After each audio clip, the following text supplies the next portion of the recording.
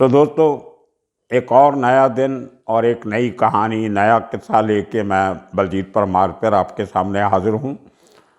और आज हम बात करेंगे हिंदुस्तान में सबसे बड़े वसूली के केस की।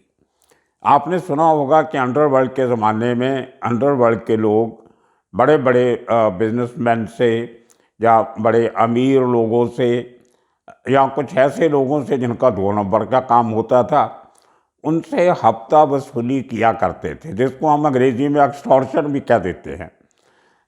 ये काम पुलिस में भी होता है, बहुत सालों से चलता आ रहा है, लेकिन इतने बड़े पैमाने पे चलता होगा ये हमने कभी आज तक नहीं सोचा था।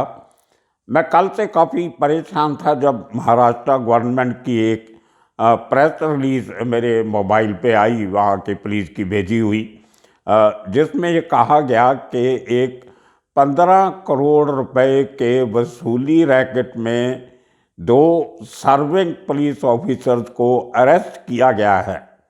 अब देखिए कितनी हैरानी की बात है कि लोग पुलिस में नौकरी कर रहे हैं, यूनिफॉर्म पुलिस फोर्स है, एक डिसिप्लिन फोर्स है सरकार की, और उसके ऑफिसर अगर पकड़े जाते हैं हफ्ता वसूली करते हुए, एक्सटॉर्शन करते हुए, तो ये अपने आप में बहुत हैरानी वाली बात है। लेकिन बड़ी हैरानी वाली बात यह है कि पूरे केस में जो शिकायत करता है उसने ये इल्ज़ाम लगाया है कि वहाँ जो मुंबई के पुराने पहले पुलिस कमिश्नर थे, उसके पहले थाना के पुलिस कमिश्नर थे, उसके बाद जब ये एलिगेशन चलते उनको निकाला गया पुलिस कमिश्नर की गद्दी से, तो उनको महाराष्ट्र स्टेट के होम गार्ड्स का डीजी लगाया गया।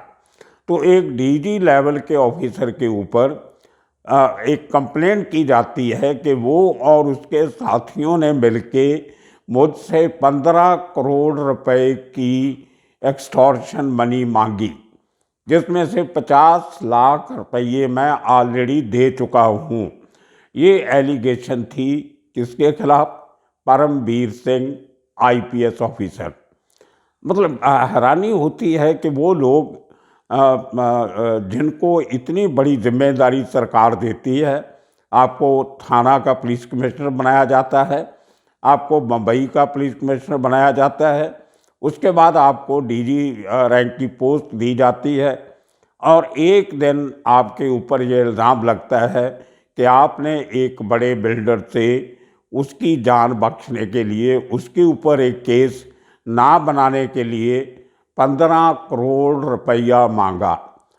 मुझे अभी तक यकीन नहीं आ रहा। अगर ये सरकारी बयान नहीं होता तो शायद मैं इसको अफवाह मान लेता। और केस भी मज़ेदार ये है कि जिस आदमी ने शिकायत की है उस आदमी को अरेस्ट किया गया था एक्सटॉर्शन के चक्कर में। किसी और आदमी ने उस अग्रवाल नाम के आदमी के ऊपर ये एलिगेशन लगाई थी कि ये बिल्डर अग्रवाल मेरे से एक्सटॉर्शन की मनी मांग रहा है, वसूली मेरे से मांग रहा है।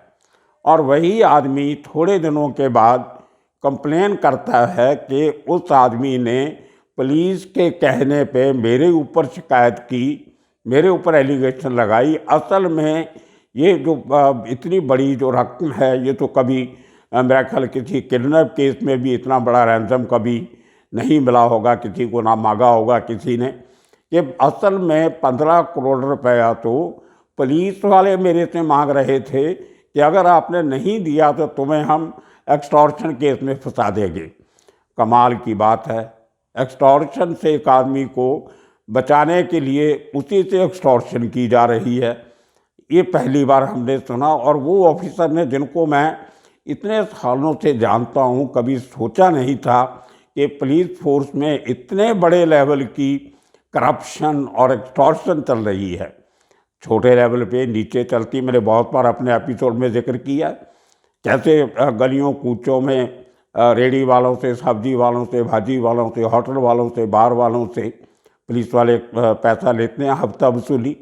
वो एक साल दर साल चलता आता एक सिस्टम है, ऑर्गेनाइज सिस्टम है। वो पैसा आपको बिना मांगे हर महीने हर हफ्ते पुलिस स्टेशन में पहुंचता है और वहाँ से बड़ी ईमानदारी से सब अफसरों तक उसको डिस्ट्रीब्यूट कर दिया जाता है।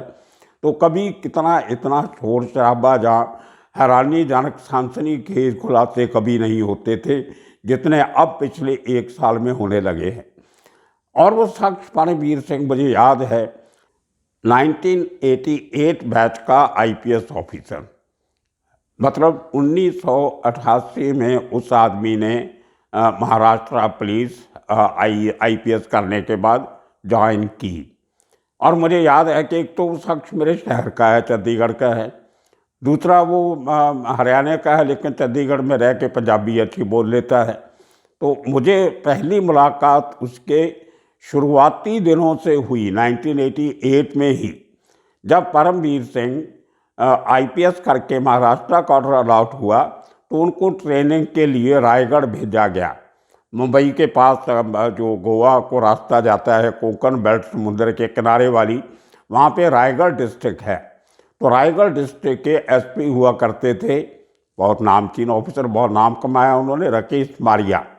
राकेश मारिया उसके पहले एंटॉप हिल एरिया जो हमारा है मटूंगा, एंटॉप हिल, दादर, जहाँ पे वरदाराजन मुडलियार की हुकूमत चलती थी, वो भी मैंने जिक्र किया है। उस एरिया के YC पवार के जाने के बाद जो DCP उस जोन 4 के बने थे वो राकेश मारिया बने थे। और काफ़ी हद तक उनको लाने में मेरा भी हाथ था। उस ज़माने पुलिस कमिश्नर को कहा था कि इस किस्म का ऑफिसर होना चाहिए। उन्होंने पूछा आप बताइए किसको लगाए, तो मैंने राकेश मारिया का नाम दे दिया और वो DCP लग गए। खैर वो अंदर की बातें थी। तो राकेश मारिया को मैं तब से जानता था। तो वो जोन 4 की वरदाराजन की डेथ के बाद जब अंडरवर्ल्ड काफ़ी कंट्रोल हुआ उस एरिया में, तो इनका टेन्योर पूरा हो गया था। राकेश मारिया की बदली करके इनको 88 में उसी साल रायगढ़ का डिस्ट्रिक्ट सुपरिटेंडेंट ऑफ पुलिस लगा के भेजा गया। और उन दिनों में कोई इलेक्शन थी, शायद पार्लियामेंट की इलेक्शन थी। तो उस ज़माने के जो पहले चीफ मिनिस्टर रह चुके थे अब्दुल रहमान अंतुल्ले, उनका सीमेंट स्कैंडल में काफ़ी लंबा चौड़ा उनकी बदनामी भी हुई, कुर्सी भी गई, चीफ मिनिस्टर छोड़नी पड़ी। तो वो इलेक्शन लड़ रहे थे, शायद पार्लियामेंट की, मुझे याद नहीं। तो वो इलेक्शन कवर करने के लिए हम 3-4 रिपोर्टर मुंबई से गए थे, जिनमें मैं था, मिस्टर हरीश बारोट जो हिंदुस्तान टाइम्स के स्पेशल कॉरेस्पॉन्डेंट थे, और मिस्टर देव वर्म जो रॉयटर्स का पॉलिटिकल विंग देखते थे मुंबई में, इंडिया में, वो हमारे साथ थे। रॉयटर्स इंटरनेशनल न्यूज़ एजेंसी है, उनका ऑफिस भी हमारे बगल में था। तो हम तीनों जन, चौथे शायद एक अशोक राव कवि थे हमारे साथ, जो हमारे चीफ रिपोर्टर थे न्यूज़पेपर के। खैर, तो हम लोग वापसी पे जब हम श्रीवर्धन से AR अंतुल्ले की खांसी चूसी से वापस आ रहे थे कवर करके, रॉयटर्स की गाड़ी थी, एम्बेसडर कार, मुझे अभी तक याद है। तो रास्ते में हमने सोचा कि जाते जाते क्यों ना राकेश मारिया को मिल लिया जाए, जिसको हम सब जानते थे। वो इतना काम किया था राकेश मारिया ने जोन 4 में, बहुत नाम कमा चुके थे ऑलरेडी। तो चलो उनका ऑफिस नज़दीक है, सड़क के किनारे पे, चलो मिल के चलते हैं, चाय वाय पी के फिर चलेंगे। तो हम चारों जन राकेश मारिया के ऑफिस में रायगढ़ पहुंच गए और वहाँ पे 3-4 यंगस्टर यूनिफॉर्म पहन के, नए नए बच्चे, यंग 23-24 साल की उम्र के, वो इनके सामने बैठे थे और राकेश मारिया उनको कुछ समझा रहे थे। तो जैसे हम बैठे गए तो राकेश मारिया ने इंट्रोड्यूस करवाया। उनमें सबसे पहला लड़का जिससे मिलाया गया वो था परमवीर सिंह 1988 में। उनके साथ थे प्रभात कुमार, बहुत बढ़िया IPS ऑफिसर थे, रहे, उन्होंने बहुत काम किया।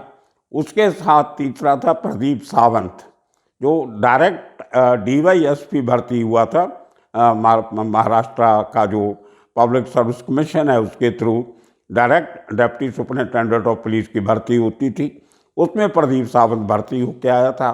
तो एक और भी था, कोई 4 थे टोटल, चौथे आदमी का नाम मुझे याद नहीं आ रहा। तो ये चारों जन ट्रेनिंग ले रहे थे राकेश मारिया के अंडर रायगढ़ ज़िले में।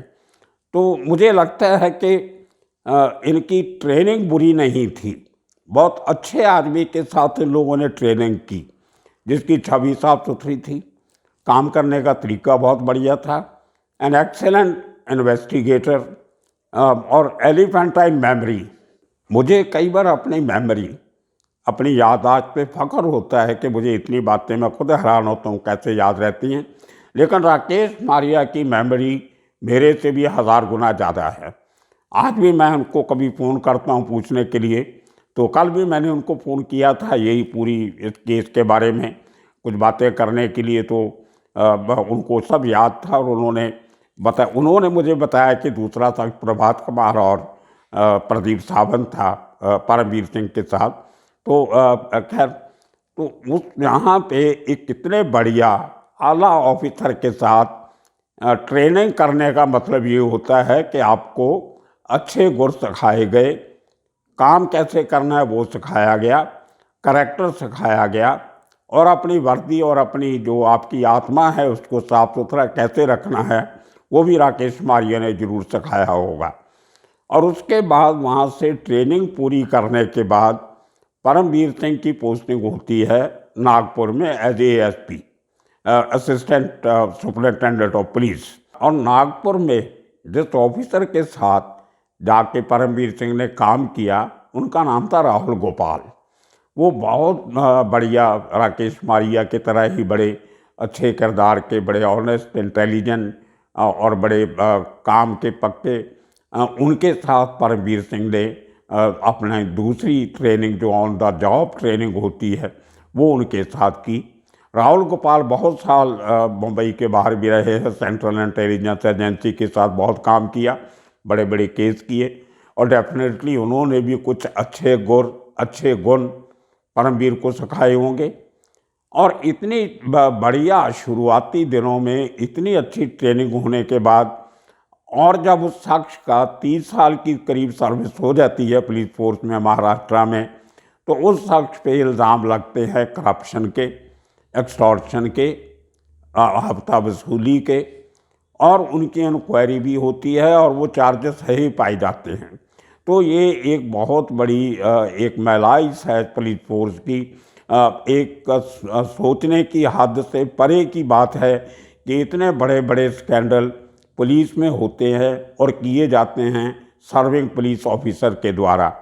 तो ये कोई नई बात इसलिए नहीं लगती क्योंकि अभी थोड़े महीने पहले इसी परमवीर सिंह ने अपने ही होम मिनिस्टर के ऊपर इल्ज़ाम लाया था कि हमारा होम मिनिस्टर जिसके नीचे मैं काम करता हूँ, जिसको रिपोर्ट करता हूँ, वो शख्स हमसे 1 महीने में 100 करोड़ रुपए की हफ्ता वसूली की मांग कर रहा है, वो भी सिर्फ एक डांस बार वाले लोगों से, जो बियर बार, डांस बार, जहाँ पे शराब का, नाच गाने का धंधा होता है, उनसे पैसा इकट्ठा करके परमवीर के मुताबिक होम मिनिस्टर ने पाटिल जो है उन्होंने, अनिल पाटिल ने हर महीने का 100 रुपया मांगने की बात कही। ये परमवीर सिंह ने ओपन बयान दिया था, और वहाँ से ये जो स्कैंडल का जो पटारा है वो खुलने लगा था।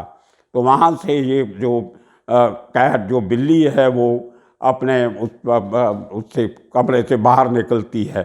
तो ये इल्ज़ाम उसके बाद अनिल जो देशमुख हैं उनके ऊपर ईडी की रेड भी हुई।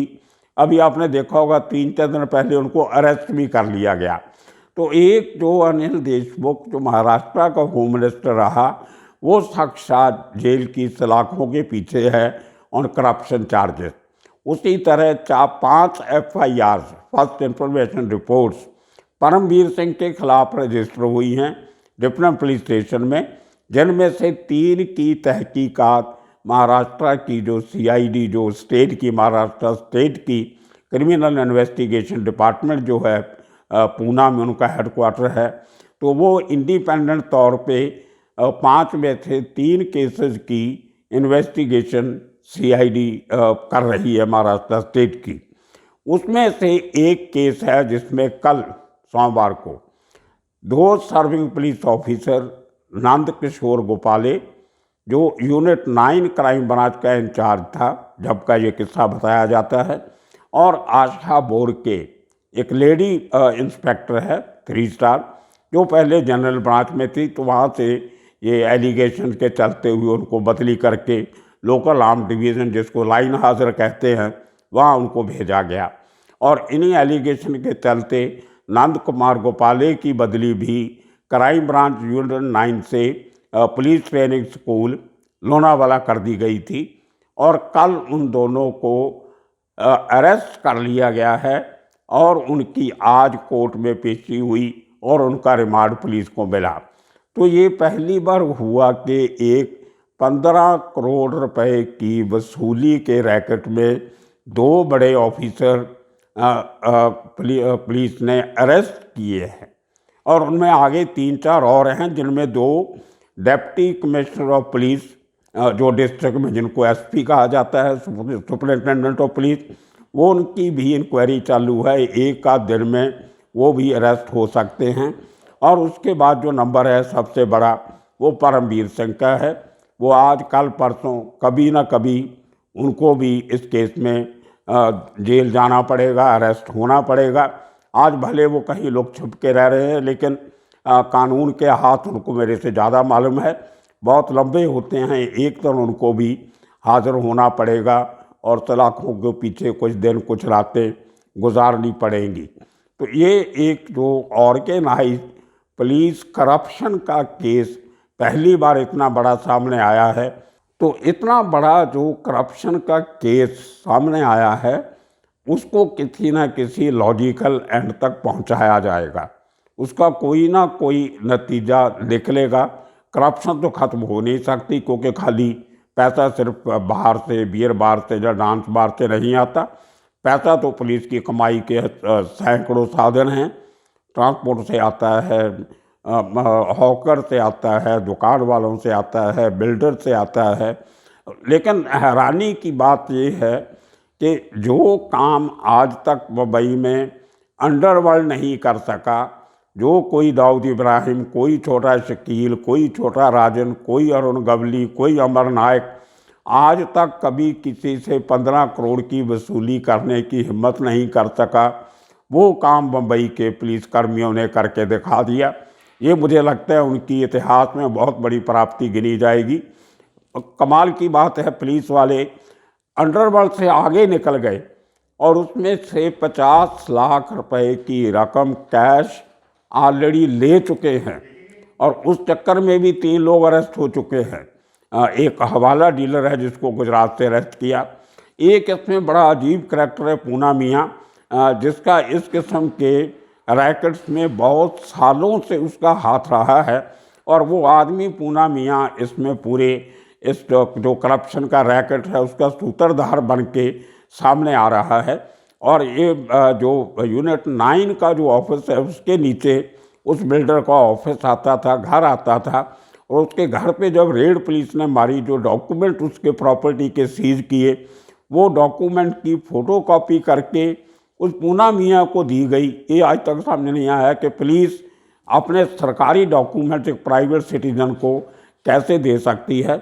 उस बिल्डर के अग्रवाल के भतीजे शरद को बुला के इस ऑफिसर ने, गोपाले ने कहा कि अगर आप 15 करोड़ देते हो तो आपके बाप को हम छोड़ देंगे, नहीं तो उसके ऊपर मकोका का केस लगेगा, एक्सटॉर्शन का केस लगेगा और सारी उम्र वो जेल में उसको निकलने नहीं दिया जाएगा। तो उस लड़के ने अपने अंकल को बचाने के लिए 50 लाख की रकम कैश वाया हवाला पेमेंट की और उसका सबूत पुलिस को मिल गया है कि वो पेमेंट किस किस ने कहाँ कहाँ उठाई। और मुझे इस बात की समझ नहीं आता कि जो ऑफिसर IPS लेवल के सारी उम्र अच्छा एक रिकॉर्ड बना के रखते हैं, रिटायरमेंट के 2-3 साल पहले पता नहीं उनको क्या होता है कि वो बहुत बड़े लेवल पे करप्शन में इन्वॉल्व हो जाते हैं। शायद उनको लगता है कि उनके रिटायरमेंट जब नज़दीक आती है तो उनके बच्चे बड़े हो गए होते हैं, उनको सेटल करने की चिंता होती है, किसी की ब्याह शादी करनी है, कोई इतना ज़्यादा लाइफ में ज़्यादा अपने लेवल पे अपने पाँव पे नहीं खड़े हो सके, तो इनको लगता है कि हमें ही इनको किसी न किसी तरह को बिज़नेस सेटअप करके देना पड़ेगा, इनको देश विदेश भेजना पड़ेगा, अमेरिका, कनाडा, UK भेजेंगे तो वहाँ उनको घर लेके देना, कोई उनकी इन्वेस्टमेंट करना। तो उस चक्कर में शायद ये आखिरी 2-3 सालों में जो पैसा कमाने के चक्कर में पड़ते हैं। वहीं से बहुत सारे लोगों को मैंने देखा है अपनी ज़िंदगी में पिछले 40-45 साल में। वो बहुत सारे लोग बहुत तकलीफ़ में आए, सारी उम्र अच्छा नाम कमाया और अंत में उन्होंने वो दिन सलाखों के पीछे बताए। तो ये आज का किस्सा था कि वो काम जो अंडरवर्ल्ड नहीं करता था वो पुलिस वालों ने करके दिखा दिया। इतनी बड़ी करप्शन, इतना बड़ा रैकेट इस देश में चल रहा है। आप देखते रहिए आने वाले दिनों में और किस्से कहानियाँ लेके फिर हाजिर होंगे। तब तक के लिए आप सबका शुक्रिया, धन्यवाद।